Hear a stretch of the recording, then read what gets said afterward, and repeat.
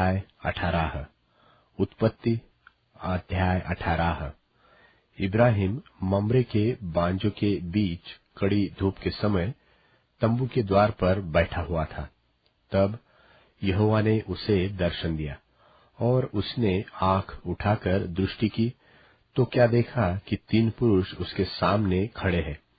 जब उसने उन्हें देखा तब वह उनसे भेंट करने के लिए तंबू के द्वार से दौड़ा और भूमि पर गिरकर दंडवत किया और कहने लगा, हे प्रभु, यदि मुझ पर तेरी अनुग्रह की दृष्टि है तो मैं विनती करता हूँ कि अपने दास के पास से चले न जाना। मैं थोड़ा सा जल लाता हूँ और आप अपने पांव धोकर इस वृक्ष के तले विश्राम करें। फिर मैं एक टुकड़ा रोटी ले आऊं और उसमें से आप अपने अपने जीव को तृप्त करें, तब उसके पश्चात आगे बढ़े, क्योंकि आप अपने दास के पास इसीलिए पधारे हैं। उन्होंने कहा, जैसा तू कहता है वैसा ही कर। सो इब्राहिम ने तंबू में सारा के पास फुर्ती से जाकर कहा, 3 सदा मैदा फुर्ती से गूंद और फूल के बना। फिर इब्राहिम गाय बैल के झुंड में दौड़ा और एक कोमल और अच्छा बछड़ा लेकर अपने सेवक को दिया और उसने फुर्ती से उसको पकाया। तब उसने मक्खन और दूध और वह बछड़ा जो उसने पकाया था लेकर उनके आगे परोस दिया और आप वृक्ष के तले उनके पास खड़ा रहा और वे खाने लगे। उन्होंने उससे पूछा, तेरी पत्नी सारा कहाँ है? उसने कहा, वह तो तंबू में है। उसने कहा, मैं बसंत ऋतु में निश्चय तेरे पास फिर आऊंगा और तब तेरी पत्नी सारा के एक पुत्र उत्पन्न होगा। और सारा तंबू के द्वार पर जो इब्राहिम के पीछे था सुन रही थी।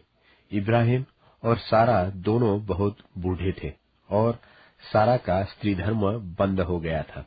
सो सारा मन में हंसकर कहने लगी, मैं तो बूढ़ी हूँ और मेरा पति भी बूढ़ा है, तो क्या मुझे यह सुख होगा? तब यहोवा ने इब्राहिम से कहा, सारा यह कहकर क्यों हंसी? क्या मेरे जो ऐसी बुढ़िया हो गई हूँ सचमुच एक पुत्र उत्पन्न होगा? क्या यहोवा के लिए कोई काम कठिन है? नियत समय में अर्थात वसंत ऋतु में मैं तेरे पास फिर आऊंगा और सारा के पुत्र उत्पन्न होगा। तब सारा डर के मारे यह कहकर मुकर गई कि मैं नहीं हंसी। उसने कहा, नहीं, तू हंसी तो थी।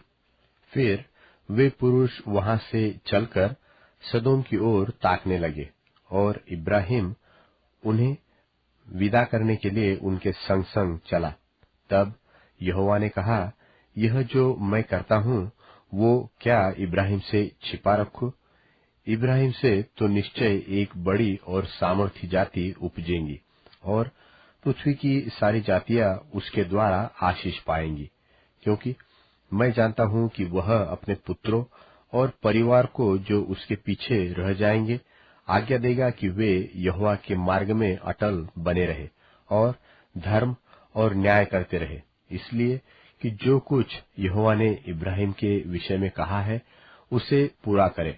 फिर यहोवा ने कहा, सदोम और अमोरा की चिल्लाहट बढ़ गई है और उनका पाप बहुत भारी हो गया है, इसलिए मैं उतरकर देखूंगा कि उसकी जैसी चिल्लाहट मेरे कान तक पहुंची है, उन्होंने ठीक वैसा ही काम किया है कि नहीं, और न किया हो तो मैं उसे जान लूंगा। सो वे पुरुष वहां से मुड़ के सदोम की ओर जाने लगे, पर इब्राहिम यहोवा के आगे खड़ा रह गया। तब इब्राहिम उसके समीप जाकर कहने लगा, क्या तू सचमुच दुष्ट के संग धर्मी को भी नाश करेगा? कदाचित उस नगर में 50 धर्मी हो, तो क्या तू सचमुच उस स्थान को नाश करेगा और उन 50 धर्मियों के कारण जो उसमें हो न छोड़ेगा? इस प्रकार का काम करना तुझसे दूर रहे कि तू दुष्ट के संग धर्मी को भी मार डाले और धर्मी और दुष्ट दोनों की एक ही दशा हो, यह तुझसे दूर रहे। क्या सारी पृथ्वी का न्याय न करे? यहोवा ने कहा, यदि मुझे सदोम में 50 धर्मी मिले तो उनके कारण उस सारे स्थान को छोड़ूंगा। फिर इब्राहिम ने कहा, हे प्रभु सुन, मैं तो मिट्टी और राख हूं, तो भी मैंने इतनी ढिठाई की कि तुझसे बातें करूं। कदाचित उन 50 धर्मियों में 5 घट जाए, तो क्या तू 5 के घटने के कारण उस सारे नगर का नाश कर डालेगा? उसने कहा, यदि मुझे उनमें 45 भी मिले तो भी उसका नाश न करूंगा। फिर उसने उससे यह भी कहा, कदाचित वहां 40 मिले। उसने कहा, तो मैं 40 के कारण भी ऐसा न करूंगा। फिर उसने कहा, हे प्रभु क्रोध न कर, तो मैं कुछ और कहूं, कदाचित वहां 30 मिले। उसने कहा, यदि मुझे वहां 30 भी मिले तो भी ऐसा न करूंगा। फिर उसने कहा, हे प्रभु सुन, मैंने इतनी ढिठाई तो की है कि तुझसे बातें करूं, कदाचित उसमें 20 मिले। उसने कहा, मैं 20 के कारण भी उसका नाश न करूंगा।